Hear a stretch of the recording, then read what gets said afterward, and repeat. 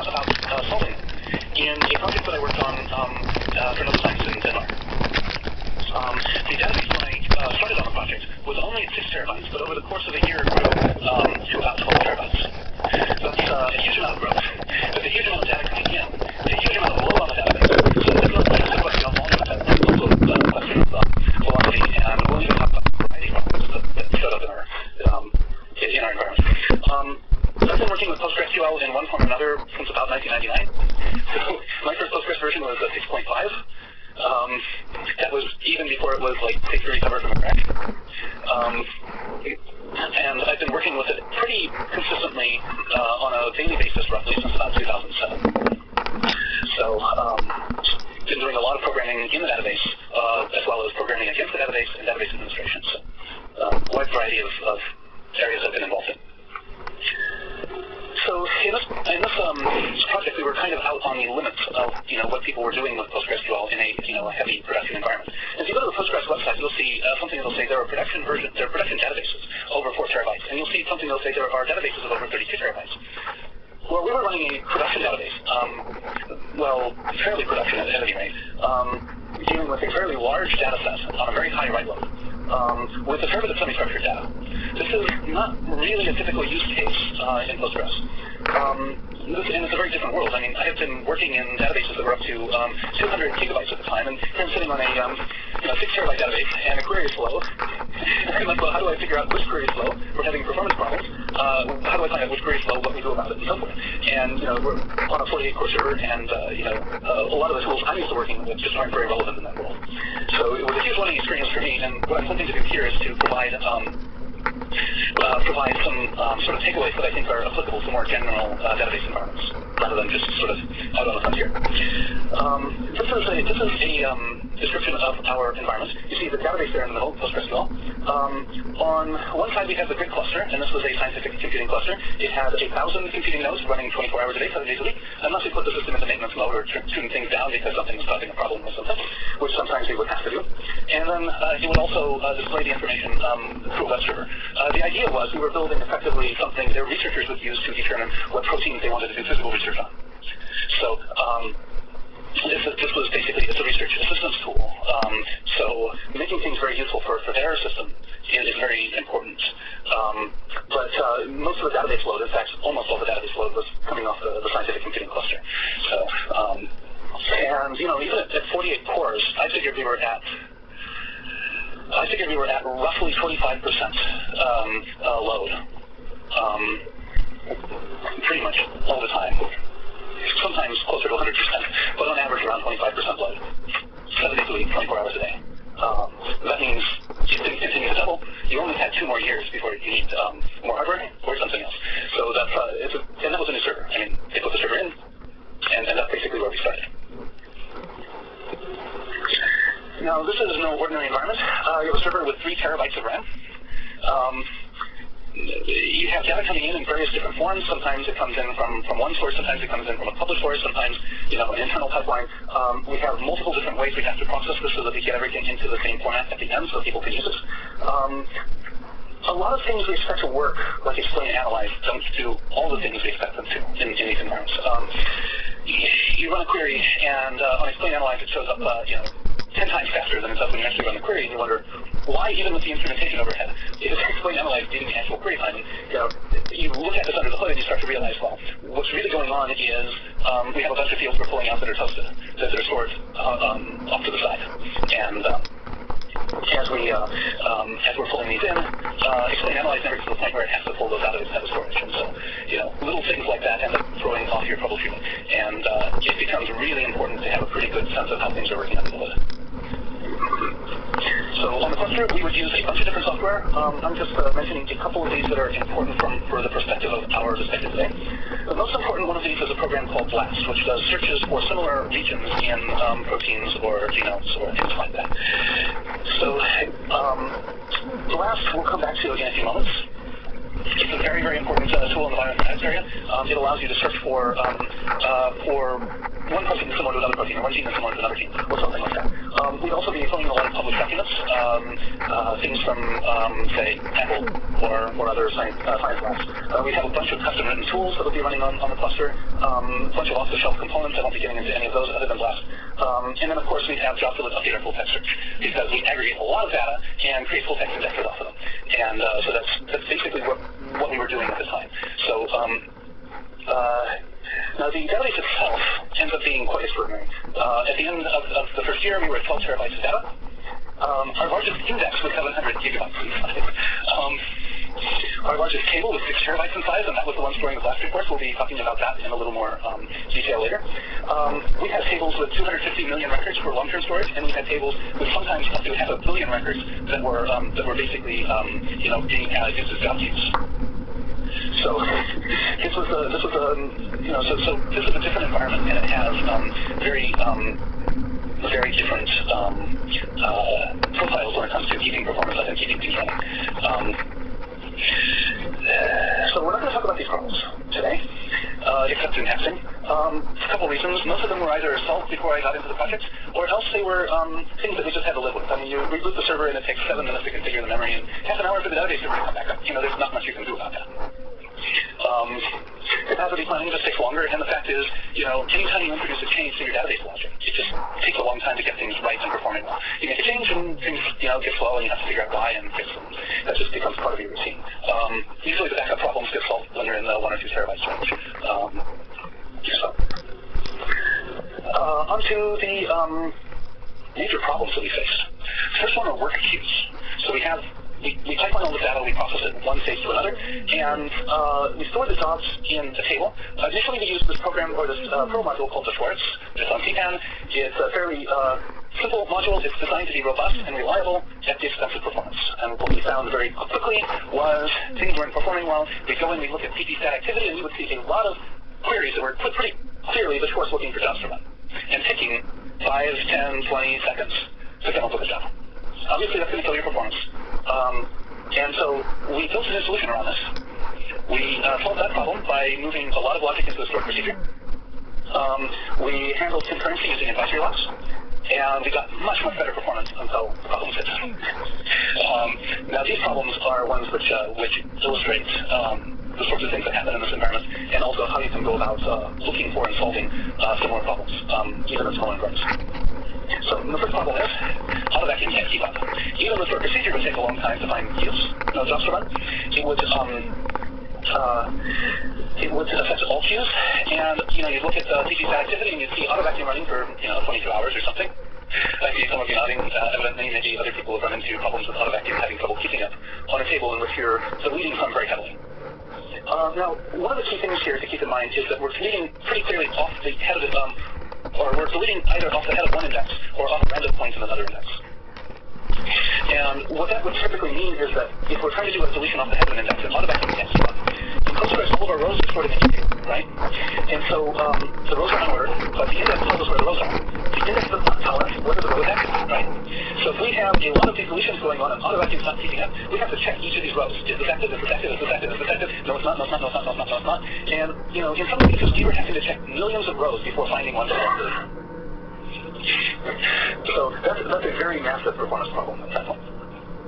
The second problem that I ran into, and I'm covering these two together before we talk about the solution because they were solved together, is that we would get really bad query plans on some queues. We expected to use one index, and we'd use a different index where we'd have to check a whole bunch of rows before finding one that we use. And the reason for this is, if you go and you look at the PT-stat tables, what you find is that you have these histograms of values, but they're all stored per column, right? So you can't say, oh, well, if this column is a certain value, then our statistical breakdowns change. So it would use the general case for all queues. And some of our queues would be delaying jobs for 4 or 5 hours, and the timer couldn't take that into account, because it didn't know about it.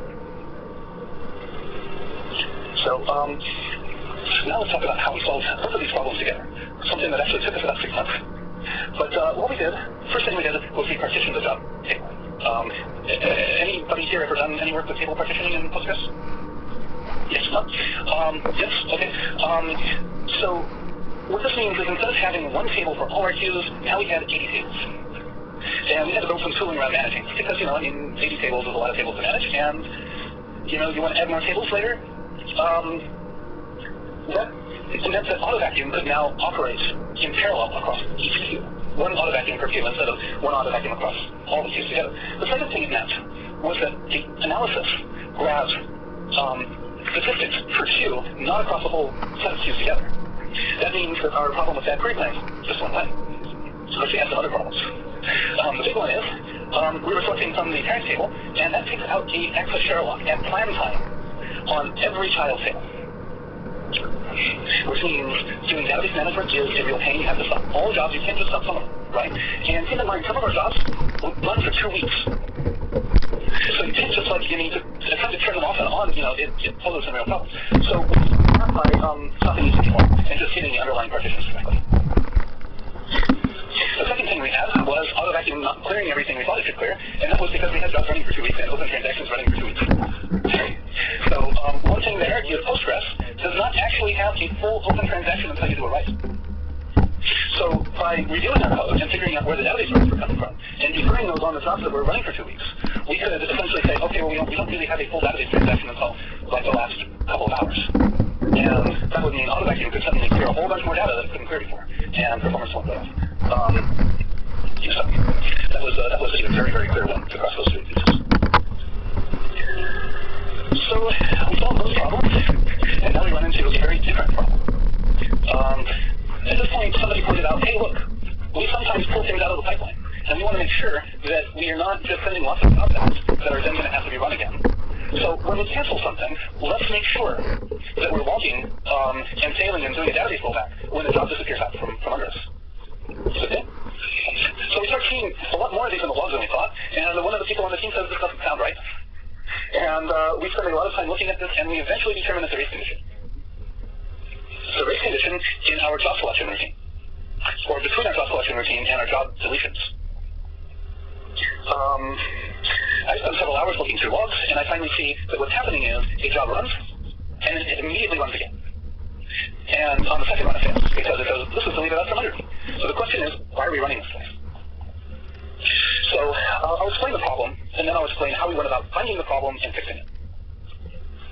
So the gray area of this diagram represents the rows which are deleted but not collected yet by auto vacuum. The red ones represent the rows which are currently being worked on and are being locked using advisory locks. If you haven't worked with advisory locks on Postgres, they're very lightweight shared memory locking routines that you can test without waiting. So you can test them in a non-blocking mode. But they take effect immediately across database transactions, and they're tied to your database session. So if your database session goes away, your locks go away. It's nice in that regard. But they also take effect, and they also go away immediately across database transactions. So on the left-hand side, we have a process starting to scan and look for jobs. And on the right-hand side, we have another process that's working on some jobs that it has effectively said, we're working on these, they're locked, don't touch them, don't grab them to run them again. The problem is, if you have enough of a delay checking all those dead rows, what happens is that one on the right completes, and it releases its locks. Now, if anybody here has done work with Postgres and understands the snapshotting mechanism, what you know is that when you start your query, rows which have not been deleted yet are visible throughout the duration of your query, right? Because we want everything to be consistent within the query, right? But we're using advisory locks then to say, don't select these rows.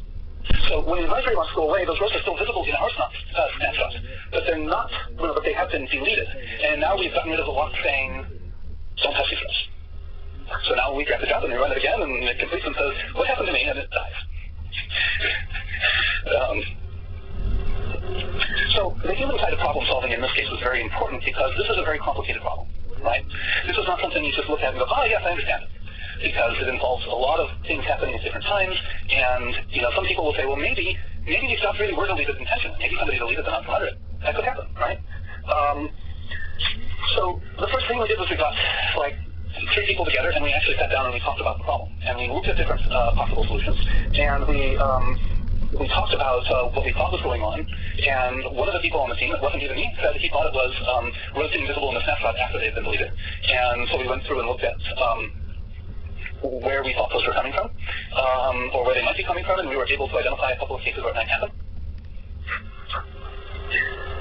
Then we talked about what to do about it, once we kind of became convinced that this might in fact be the issue. This is something that's very hard to reproduce, so it's not like you can just go in and test it, right? And so if the snapshot's advanced, then the next thing to do is to double check the jobs when you get them back, and say, are they in the next snapshot? Because we don't release advisory locks until the snapshot's advanced, right? That was how we did it at first to try to avoid this problem in the first place. But, so we did that. We rechecked. It's an extra database round trip. But we're not doing a full scan now, looking for jobs. We know which jobs we've gotten. We're just checking to see if they're still active. And so that's a really, really fast query. The result, of course, is that we save ourselves on a bunch of other queries that would be run in those jobs that are that we don't need to run. So that turned out to be a fairly major win. So now we've talked about the job queuing issues. I'd like to talk about the denormalization solutions that we went through. Now, these had actually been implemented before I started working on the project, but they're something that comes up in Postgres a whole lot. And so they're worth talking about here in a little more detail. So I'd like to start off by talking a little bit about first normal form and the controversy about what first normal form is and what it really means. Now, Cod defined first normal form as you divide your relations into fixed amounts of columns, and each column contains a atomic or a value that is not itself a set. And the relation is itself a set of these correspondents, which means every row is unique. And it also means you don't have sets with it. Now, we break this a lot in Postgres, right? People want to create a blogging system, and they want it to perform well, so they throw arrays of tags on the end of posts. And this performs very well, but it poses some specific problems, and we'll talk about the solutions to this. Now, I don't know if any of you are saying, but Chris8 says, it's not. Chris8 is a very important database authority, that basically says the atomic aspect of first normal form is meaningless. Our timestamps atomic, we can decompose them into a date and a time, right? What about IP addresses if we store them as arrays and ints? I mean, does how we store something matter? Are phone numbers or ISBNs unique and atomic? Because, a phone number may have a country code or a city code, or an ISBN has a publisher code on it. It's absolutely right. The problem here is that there's no ontological definition of atomic. You can't look at your data and say, this data is atomic, right? So atomicity has to mean something else. And what Cod was talking about, if you go and read his paper, his famous paper, I think it's called A Relational Model for Large Database, I think. Is he was making a difference, he was making a distinction between an inferential system, a system that can draw inferences between pieces of data, and a non-inferential system like the network and graph databases that were prevalent before the relational databases came into before they came into the picture. In fact, he mentions both network and both hierarchy and graph databases in that paper in a couple of decades ago. So I'm going to suggest a way of thinking about atomicity here. The sets of items are non-atomic because we have problems with foreign key constraints against individual members of those sets, right? So if we have a set of tags, we have no way of verifying that every tag in that array exists in another table, right? And that's a fundamental problem that you run into when you're talking about first normal form violations. The second thing is that you can't join, or you can't have a referential integrity enforcement between a sub-piece of data from a type and something in another table. So you can't say for every timestamp, we want to make sure that it exists in a year that's in this other table. Well, you can do it with custom triggers, I guess, but it's not really something that you can express very well in relational math. So in PostgreSQL, as I say, we break first normal form all the time. People do it, especially for performance reasons, when trying to make a lot of content stuff pass. So this is something which comes up all the time, and it has some very specific problems associated with it. The primary one is if you pull an array of tags, you have no idea which of those tags is low current or a value if you're tracking that in a different table of tags, for example. So here's a bit about our use case. This is our largest table at 6 terabytes. It's storing BLAST reports. So these are lists of proteins, or usually that are similar, and it's describing how similar they are. So it's coming up with a value of how similar they are. We generate all the rows associated with one protein at the same time. We insert them at the same time. We will delete them at the same time. And we always read them all together. Okay? So that's our use case. Without denormalization, our rows are scattered across heap tables. It takes, we have to then do index scans to pull them, and sometimes we'll pull 100 and sometimes we'll pull 1,000 of these rows. Selects and deletes will take quite a bit longer. Inserts may take a little longer. And if we delete